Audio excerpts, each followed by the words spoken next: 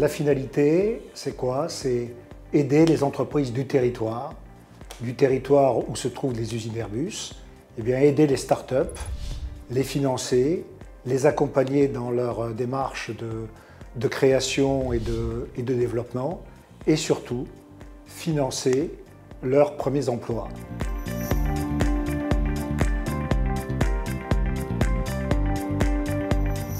C'est très important pour Airbus Développement d'être sur la région de Montauban. Montauban, c'est tout proche, 15 minutes de Toulouse.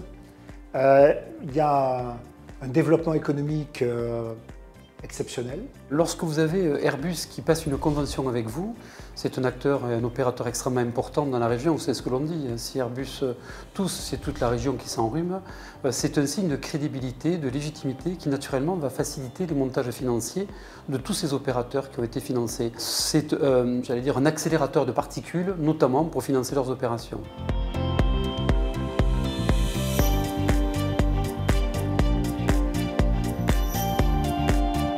L'activité principale de Nobrac, c'est d'être fournisseur de solutions globales pour les industries du composite. Et notre solution, elle est basée sur des textiles innovants qui sont fabriqués avec cette machine juste ici. Et donc ils sont innovants dans quel sens? Ils sont innovants parce qu'il y a zéro déchet comparativement entre 30 et 70% dans l'industrie classique. Donc c'est vraiment une valeur forte pour nous. De plus, on est capable d'optimiser les structures, soit en diminuant la masse, soit en augmentant les propriétés des matériaux. On peut utiliser n'importe quel matériau sur le marché. On a déposé un brevet qui permet d'augmenter la productivité de cette machine par un facteur entre 2 et 10. Donc on peut vraiment adresser aussi bien l'automobile de masse que le spatial. Et tout ça, ça nous permet de réduire les coûts, de produire du coup en France. Et ça, vraiment, ça nous tient à cœur, de produire ici à Montauban.